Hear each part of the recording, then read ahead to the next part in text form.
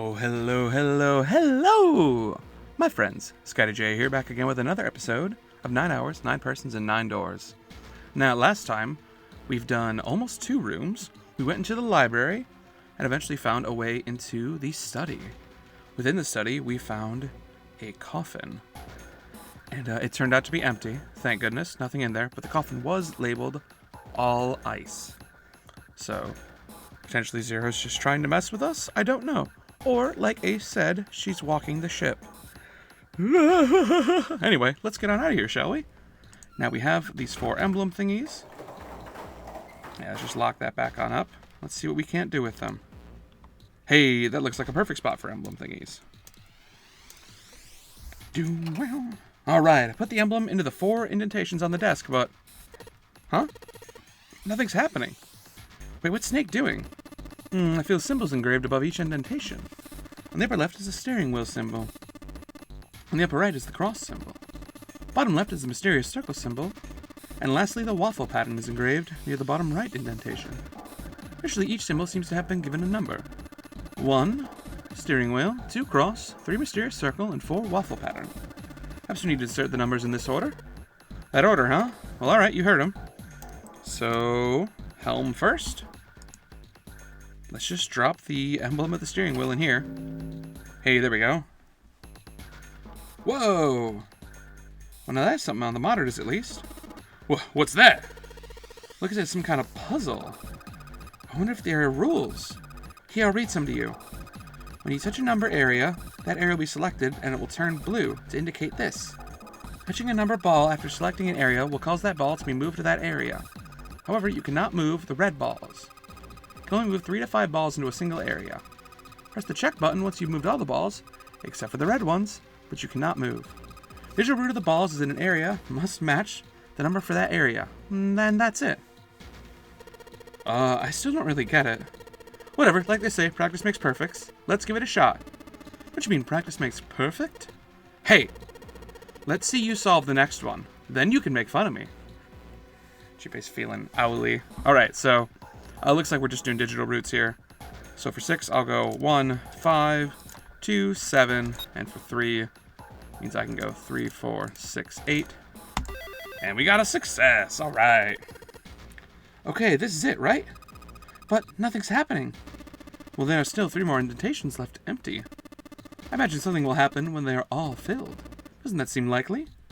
I guess so. So next was the cross emblem. Okay, let's put the emblem of the cross in. Hey, Junpei, something just showed up on the screen.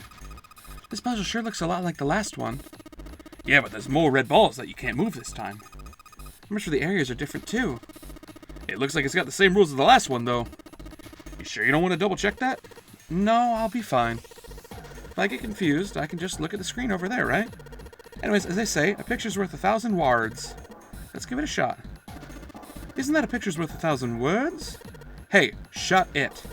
At least I'm trying, alright? Dang, Chipe and Snake are being feisty.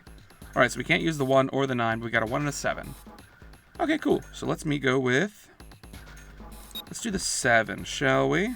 So if we go 3 and 4, then I can go 2, 7, and then 5, 6, and 8. Hey, we can digital root.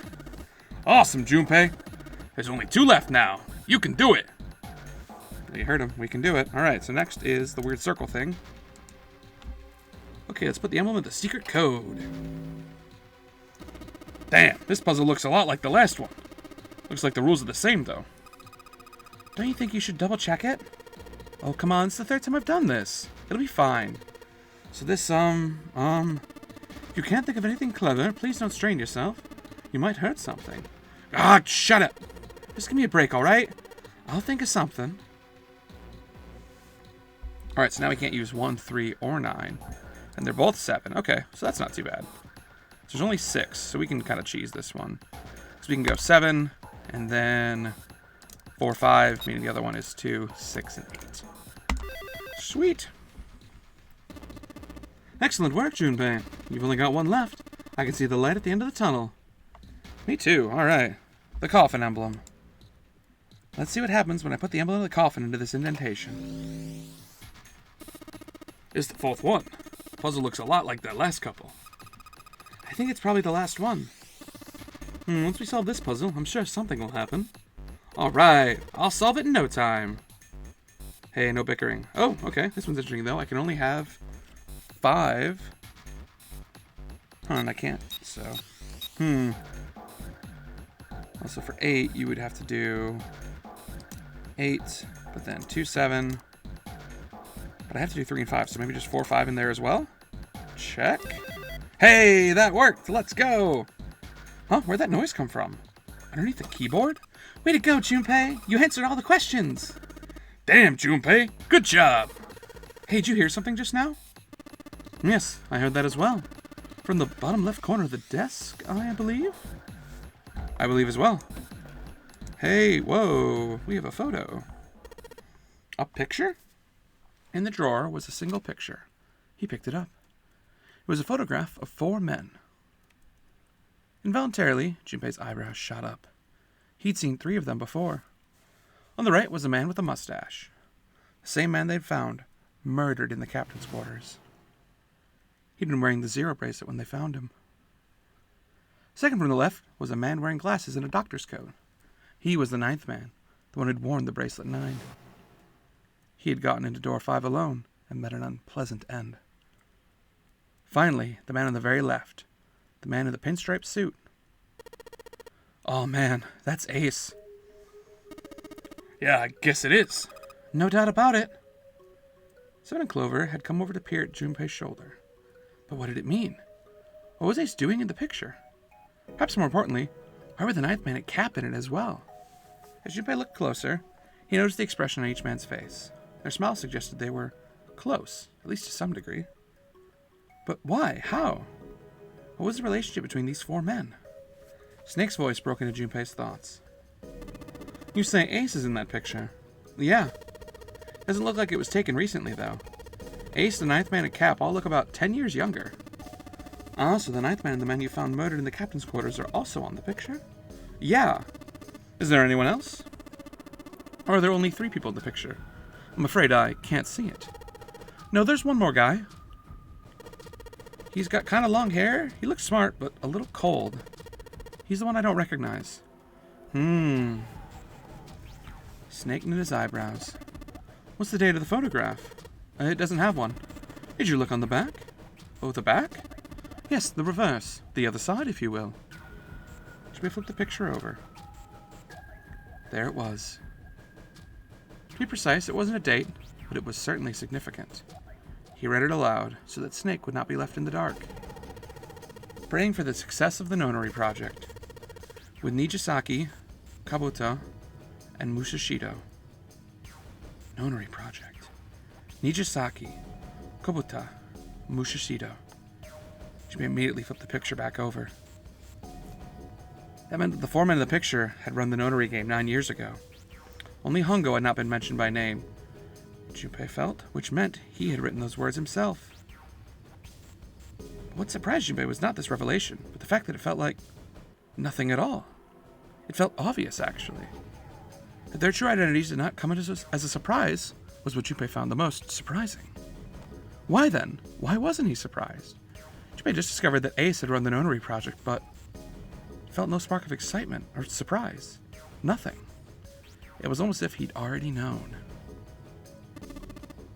Ah, of course. I understand now. Junpei looked over at Snake. In his own confusion, he had missed the dark look on the other man's face. Ace was the CEO of Cradle Pharmaceutical. He was the one who invented the game 9 years ago. He was Kentaro Hongo. Ace is Hongo? Even as he asked, Junpei felt as though he'd already known. It was as if someone had whispered into his head. Yes, of course Ace was Hongo. I had my suspicions from the beginning. Their voices were familiar, too familiar to be a coincidence. I could never forget his voice. It was the voice of the devil. I couldn't be sure, though. After all, I had no way to check. I certainly couldn't ask him. And if I had known, however, I would never have told you. Zero made it quite clear what would have happened if I did. Oh my gosh, I had no idea. I didn't know that Ace was Hongo. Oh yes, I suppose you wouldn't have. 9 years ago, you were in Building Q in Nevada. Hongo was on the Gigantic with us. I know! That's why I didn't know what Hongo looked like. But why? Why didn't you tell me? I mean, I'm your sister, right? You could have told me. I'm sorry. I apologize for keeping this from you. But if I told you, Clover, you would have told everyone else. And if you did, I would have been forced to tell them about what happened 9 years ago. I had to prevent that. Clover and Snake's conversation wasn't particularly interesting to Junpei. He still couldn't make sense of his strange feeling of knowledge. He was trying to organize his thoughts when he heard Seven's voice. Hey, Junpei, you think I could borrow that picture for a sec? He had no reason to say no, so Junpei handed the picture over. Seven stared at the picture and began to mutter the 4 names of the project leaders, over and over to himself. Hongo, Kubota, Nijisaki, Musashido. His brow was furrowed and his face was flushed. Hongo, Kabuta, Nijisaki, Musashido.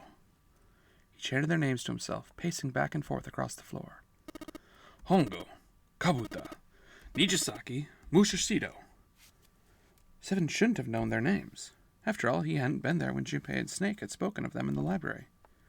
But as Junpei watched him pace, it was clear he did know them. Hey, Seven, do you... Shut up! Just be quiet! His eyes were red, and Junpei could see the sweat beginning to bead on his forehead. I'm this close to remembering. This close! He was sweating heavily now, but his lips were dry. Hongo, Kubota, Nijisaki, Musashido, Cradle Pharmaceutical, Nonary Project. Then he stopped. Seven set down the picture and looked at the red light near his feet. His eyes narrowed. Then suddenly his eyes went wide and he shot straight up. Shit! What? What's wrong? Holy shit! Oh, this is nuts! What's nuts? I remember. Remember what? Everything. Everything? Yeah. Oh, I remember all of it. My memory's back. I remember what happened before I got snatched. Seven's voice was filled with excitement. Shock and excitement had frozen Junpei in his place, along with Snake and Clover. Let me tell you what happened. Seven hastily drew a shaking hand across his mouth and began to speak. Like Snake said, Ace is Hongo. From the right, the other 3 are Musashido, Nijisaki, and Kobuta. Musashido was the man with the cash. Nijisaki was his right-hand man, and Kobuta developed the actual tech, detailed of the experiments. Realization began to dawn on Junpei, along with a pressing question. How do you all know all this? Oh, come on, man, I told you, I finally got my memory back. No, that's not what I mean. I'm trying to ask why you knew all this stuff in the first place, before you forgot it. Seven rubbed the scar on his chin. You really want to know? Well, of course. Me too. Snake was the one who didn't voice any sort of agreement. He looked at Junpei as if he was simply waiting to see when Seven's sudden recovery might take them. This is going to take a while. Hell, it'd probably take me a good 3 days to tell you. Well, we don't have 3 days. Just give us the short version, all right? Short version, huh? The big man pulled off his hat and scratched his head. Made a face and put his hat back on. All right, fine. I'll give it a shot. No promises, though. Junpei and Clover nodded earnestly. Seven was a lone wolf detective who valued his own code over the rules, doing what was right over doing what you were told. That was why, on that fateful day, he'd gone with his gut and gone to the wharf, the night with a slim lead. It was 9 years ago. The wharf had been dark and cold and foreboding. At the time, he'd investigated a spat of kidnappings, all of them children. They all had one thing in common, a history of visits to one particular hospital. The hospital had been under the management of Cradle Pharmaceutical, and Seven's investigation had turned up evidence that Cradle had been involved in the kidnappings. After a little persuasion, he managed to finally get a real lead from someone inside Cradle Pharmaceutical. They told him that night, a ship was set to take the children from where they were being held to a larger passenger liner, docked offshore. Seven had, of course, gone to the wharf. Hidden in the shadows, he searched the harbor until at last he found the ship he was looking for. There was a number of human shapes moving near the ship. There were men in black suits, many of them carrying large bags. The bags, however, there was something about the way they moved as they were carried. There could be no mistake. There were human beings in those bags. He'd moved before he'd even realized what was going to. Out of the shadows he came, his gun already in hand. He heard the words, "Don't move," but they weren't his. He felt metal touch the back of his neck. "Drop your gun," came a cold voice from behind him. "I could kill you right now, and it would mean nothing at all. I'd only tie an anchor to your feet, and I doubt anyone will see you for perhaps a week or so. Is that what you'd like? The fish here would be thankful for the meal." With the words, he felt a cold metal thing press against him. Slowly, Seven crouched down and laid his gun on the floor. Then suddenly, he felt a sharp pain in his neck. A needle. Was it some sort of drug? As he was thinking about that, Seven felt his face hit the cold concrete beneath him. Feel the chill of it seeping into him.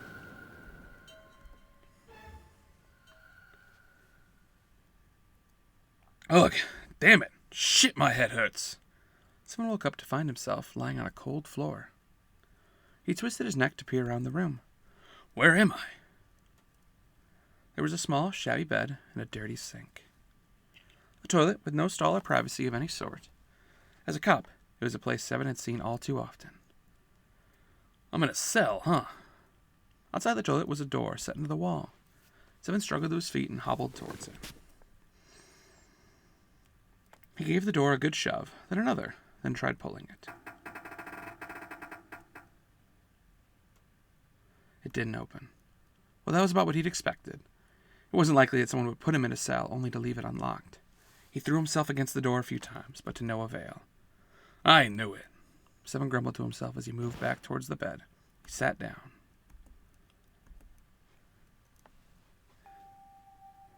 He sat there for a very long time. Just how long, though, he wasn't sure. At last he began to nod off, and had nearly fallen asleep when he was roused by a different voice. There's... over... It's 9! The voice was very far away. Very, very far away. Seven couldn't understand what it was saying.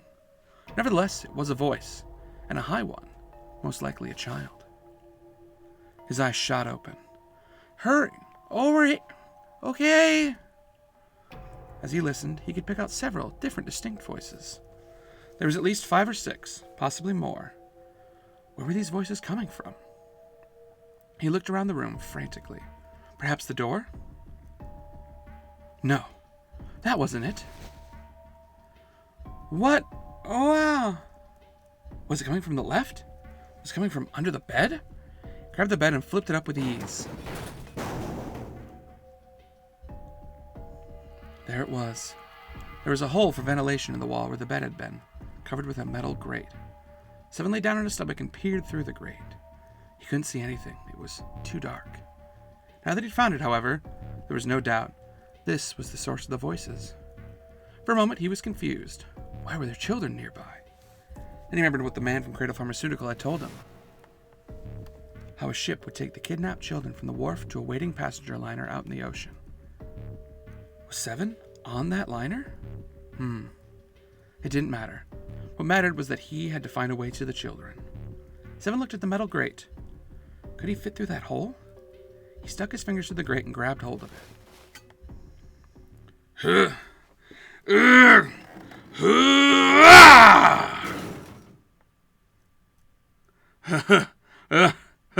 Yeah, how do you like that, you son of a bitch? The dark square sat open before him. Seven wiped the sweat from his forehead and crawled inside. The first section of the duct was small. Seven could do little more than wiggle along on his belly.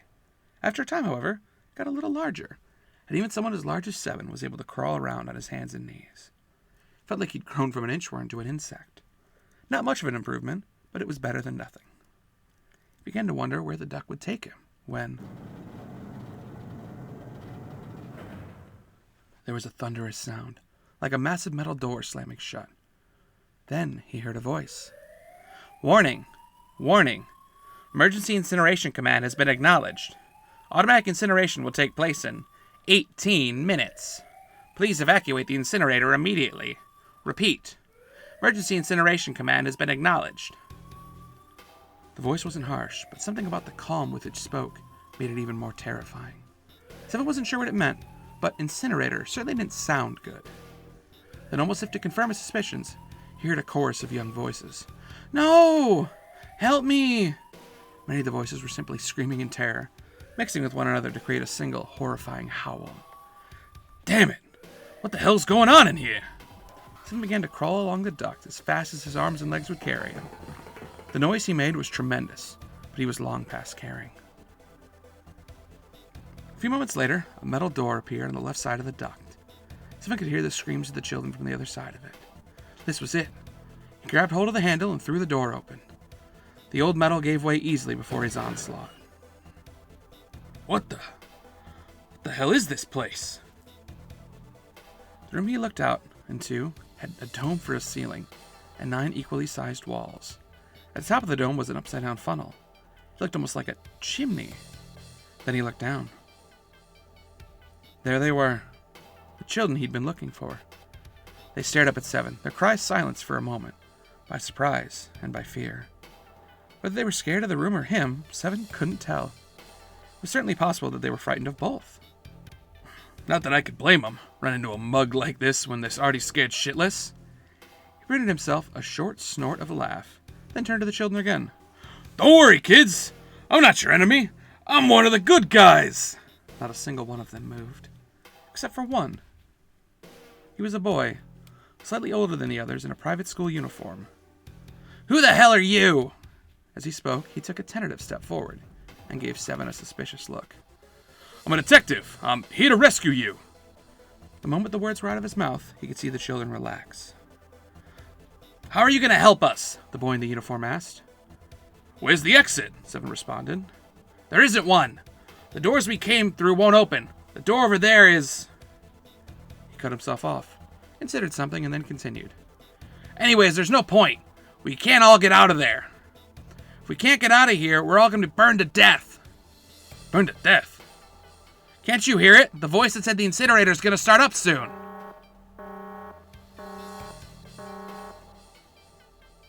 The voice spoke again.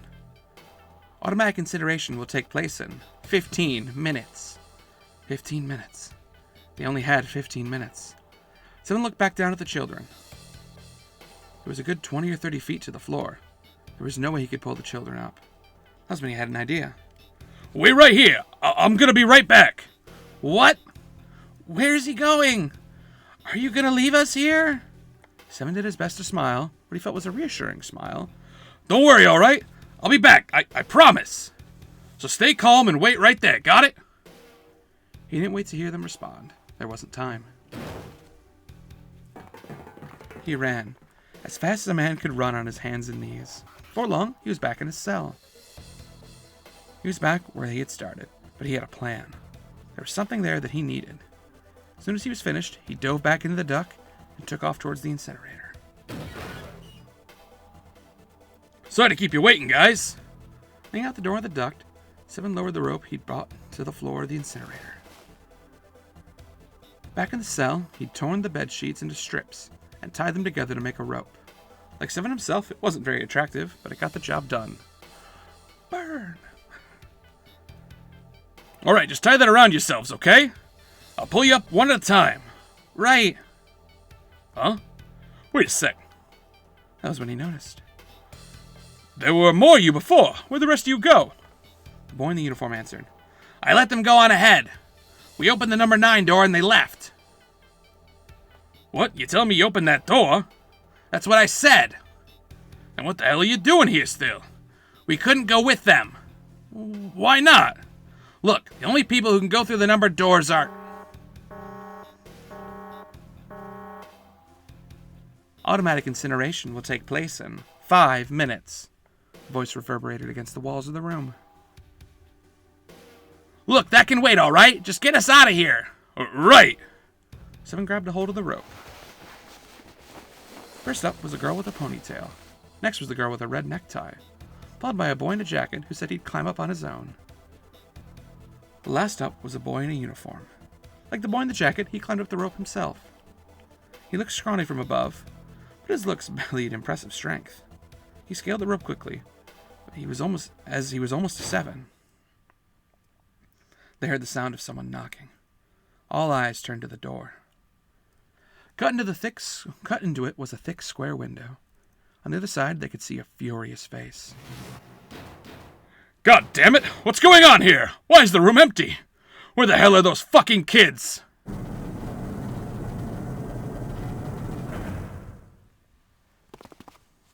The door opened, and a man stepped in, looking half mad with fury.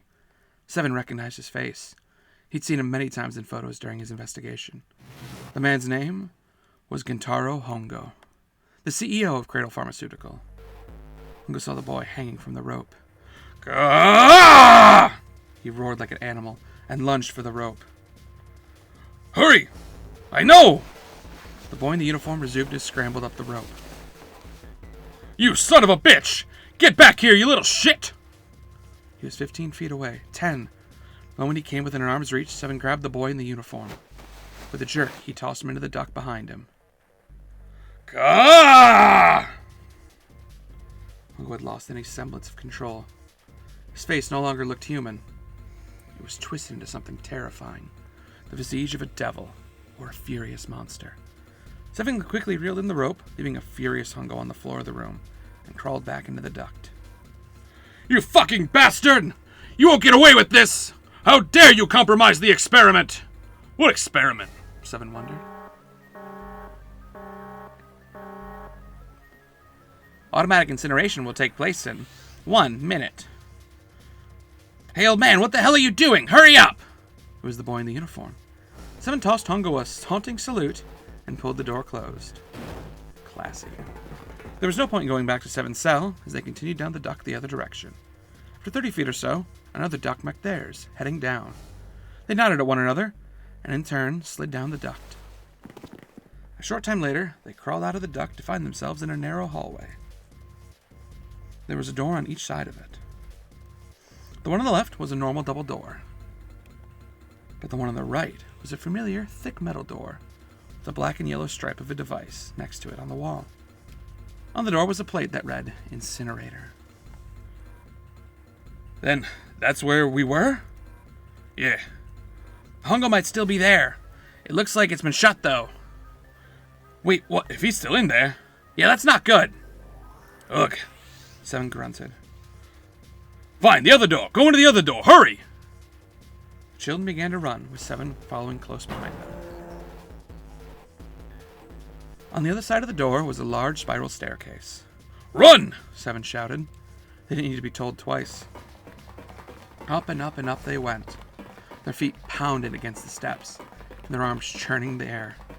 Round and round and round they went, like a human tornado. The stairway kept going, though.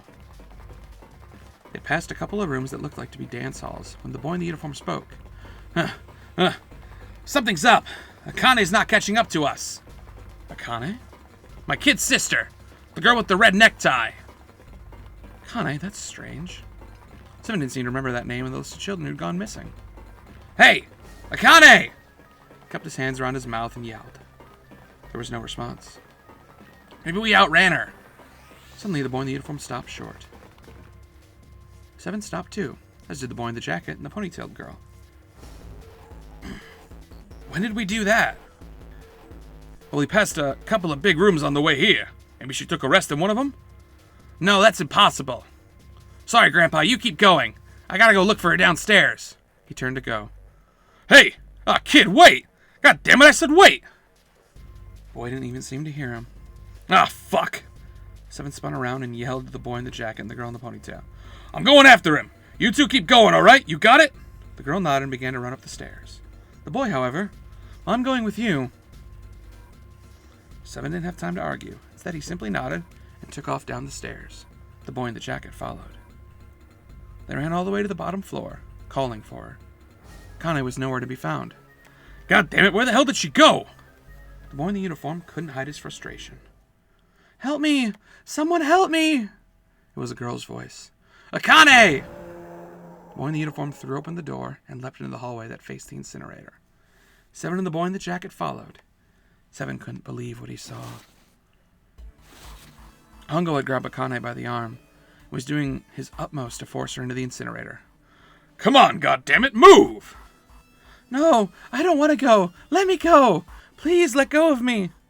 She planted her feet squarely on the floor and was doing her best to get away, but Hungo was much larger than she was. She wasn't going to win. "Akane!" the boy in the uniform shouted. He roared with anger and charged towards Hungo. "You came back!" "Ha! You're too late, idiot!" Hungo lifted Akane bodily from her feet and threw her, struggling, into the incinerator. "Ah!" Before Seven and the boy in the uniform could react, Hungo leapt to the door after her. They saw him land inside.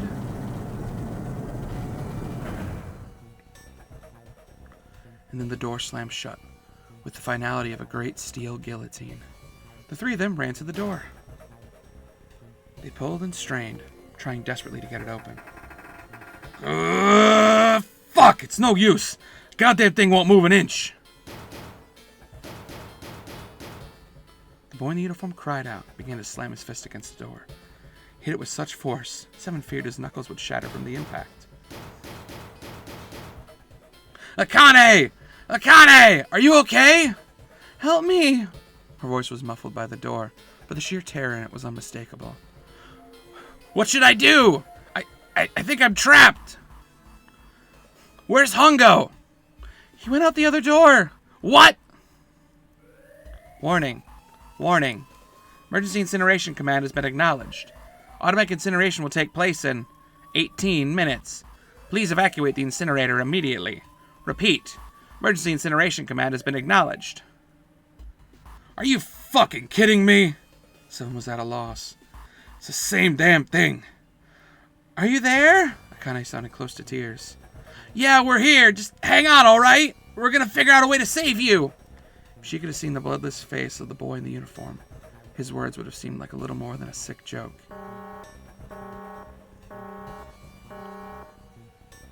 Automatic incineration will take place in 17 minutes. "Please, please help me. I'm really, really scared. I don't want to die. Please, I don't want to die. I don't want to die." "It's gonna be all right. I'll figure something out, I promise. I promise, okay? You hear me? I promised." You could hear muffled sobs from the other side of the door. The boy in the uniform tightened his fists. His knuckles were bloodless white. Someone could tell he was holding back tears of his own.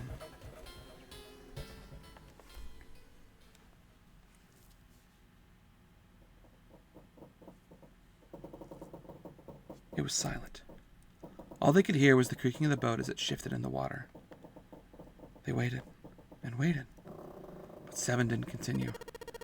What happened then?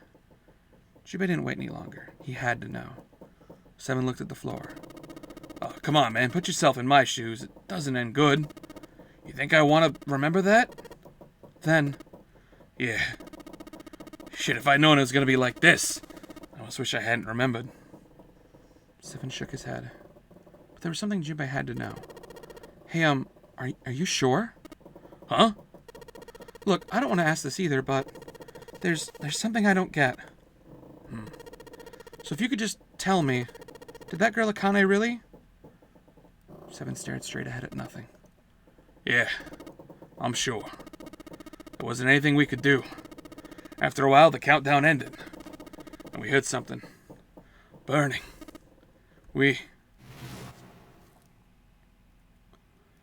Even after the fire stopped, they couldn't move. Seven and the boy in the jacket simply stood there. They were frozen. The boy in the uniform collapsed, falling to the floor in a jumble of limbs like a puppet whose strings had been cut. A few more minutes passed. The door opened.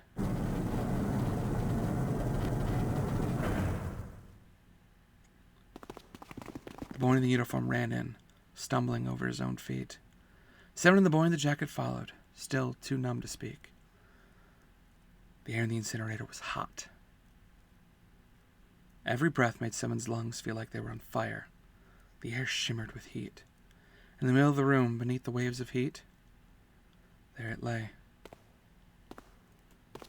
The boy in the uniform walked towards it, his legs shaking violently. Seven couldn't see his face, but his body looked somewhat empty. Finally, he reached it. The boy collapsed to his knees, his legs no longer able to support him.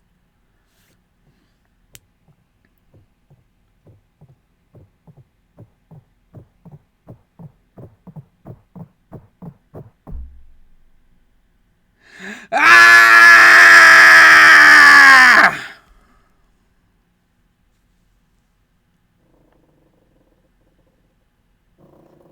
Junpei felt a cold lump in the pit of his stomach. A feeling of sickening anticipation watched over him. He could feel his body shivering. He desperately did not want to know the answer he feared he already knew, but he had to ask. He had to know for sure. Can I ask you one more thing? What? The girl, Akane. What was her last name? What does it matter to you? Just tell me, okay? Please. Seven looked at Junpei curiously and ran his tongue quickly over his dry lips. Kurashiki. Her name was Akane Kurashiki. Something inside of Junpei stopped. He had no more words left. He had no more Junpei left. He was just a shell of flesh and bone. Seven turned to Snake. You were there that day, weren't you? The tall kid in the jacket. That was you, wasn't it? Yes, I was. You are correct, Detective. Junpei's mind was blank, withdrawn from the world. Somewhere, far away, he could hear Seven and Snake talking. Don't misunderstand me. I told you before how Zero had threatened me. There was nothing I could do. I couldn't say anything about what had happened 9 years ago. So you're saying you're not working for Zero, right? Of course not. Clover? What about you? Hey, come on. You really think I'm working with Zero? I told you before, you idiot. I was in Nevada, in Building Q. I did hear that a detective rescued the kids on the boat, but I didn't know it was you. Her surprise seemed to be genuine. Seven regarded Clover for a moment and rubbed his chin thoughtfully. Well, I guess I believe you. Clover nodded. All right, let me ask you another question. He stuck his hands into his pockets and took a few steps. Then he stopped, turned to face them again. Santa's real name is Aoi Kurashiki. He's Akane's brother. You know that? No, I didn't. Did you? Well, yes, I know Aoi Kurashiki was her brother, but I didn't know he was Santa, at least not from the beginning. 9 years ago, he was in the middle of puberty. His voice is entirely different now. Ashamed to say that even my exceptional hearing wasn't able to make that connection. As such, I had no reason to think Santa was Aoi. When did you figure it out? A short time ago. Clover told me that Santa might have been one of the subjects of the initial experiment. When she told me that, I had a feeling. Santa is Aoi? Akane Kurashiki? June's brother? That spark caught flame in Junpei's leaded mind, and the fog began to clear. Like an engine beginning to turn, images and thoughts began to coalesce in his mind, coming faster and faster, forming bigger images, bigger thoughts. Junpei blinked. He was back. Still, there's a lot we don't know. I mean, like, a lot. But there's one thing I think we can say for sure. What's that? The body we found in the shower room had to be Nijisaki, dressed up to look like Snake. What? Oh, come on, man. What kind of detective are you? You didn't figure that out already? Hey, go easy on me, man. I just got my memory back, all right? Cut me some slack. Well, if he is, the 3 murders make sense then, don't they? Yeah, that's right, murder. Kabuto blew himself up, but that was murder too. Why did these murders take place? If Junpei is correct, and the body in the shower room was Nijisaki's, that means all of the people who were murdered were involved in the creation of the Nonary project. Kabuto, the person who conducted the actual experiments. Nijisaki, Hongo's assistant. Musashido, the man who financed the project. You mean this was all just revenge? Santa is Zero. He's getting revenge for the death of his sister. No, I don't think Santa actually murdered anyone. In fact, Junpei didn't think. He knew. He couldn't explain why or how, but he had no doubt that Santa had killed no one. Perhaps the madness of the last several hours was finally driving him insane, but Junpei had ceased to be surprised by his sudden knowledge, and he even began to accept it. If I'm right, it's not that hard to figure out who the next victim is going to be, is it? Pretty sure I don't have to tell you. Snake, Clover, and Seven all nodded. The next target would be Gentaro Hongo, the person who planned the Nonary project. In other words, Ace. There was a moment of silence. And then the room shook. From far away, they heard the sudden rush of water. Whoa, what the hell's going on out here? It must be 6 a.m. Our time is up. Oh, shit! Come on! We need to get out of here. How? In the drawer that held the picture was a key card. Junpei grabbed it. I'm betting this sucker opens the exit. Come on, let's go. All right, we got the key card. Thanks for the key card, friend. All right, let us get on out of here then. Ho ho, key card. All right, let's just swipe that card. Ah, Junpei, look, it's unlocked. Yeah, now we can go back to the library. Hurry up, Junpei, we don't have much time. Let's go. All right, let's go.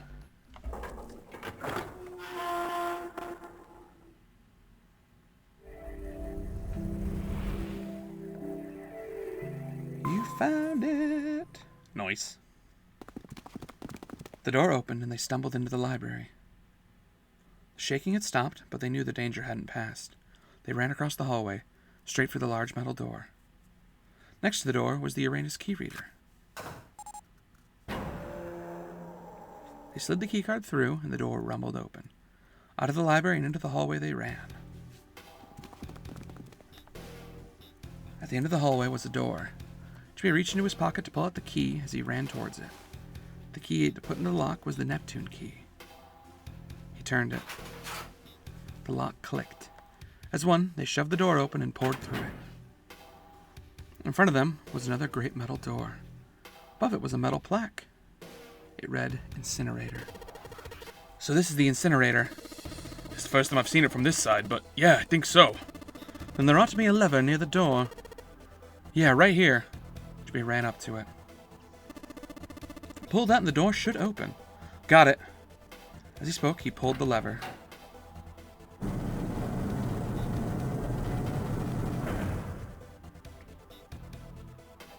The motor of the door groaned as it slowly ground open.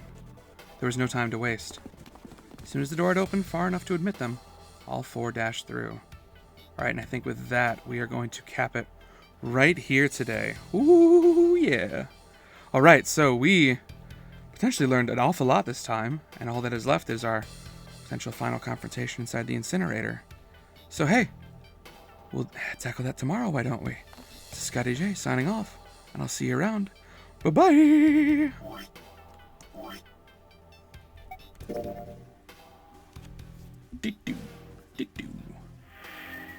Alright, toodles.